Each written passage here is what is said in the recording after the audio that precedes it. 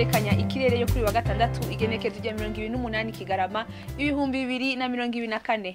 Ejo mu gitondo hatekanywa ko hazokwaka izuba harimwo n'ibicu bikeya mu ntara zose zigize igihugu cacu. Ahazobakanye kurusha handi akazo ari mu ntara ya Gitega aho ipimo zo kuri degrees Celsius 12. Ku muhingamo hatekanywa ko mu ntara zimwe zimwe hazokwaka izuba harimwo n'ibicu bikeya nayo izindi hakazorangwamwo ikirere kirimwo ibicu vyinshi. Ibipimo by'ubushuhe biri hejuru kurusha handi bikazokibonekeza mu ntara ya Cibitoke aho zori kuri degrees Celsius 30. Ejo mu gitondo hatekanywa ko izuba rizoseruka isa 12 zibura iminota 5 rirenge saa 12 zirenga iminota 14 zo kumugoroba. Akaba ari ngagarukiye amakuru atekanya ikirere kuri wa gatandatu mwategura n'ikigo kirejwe ibirere ca Ijebu yari Fiona Tyoginka ayabashikirije.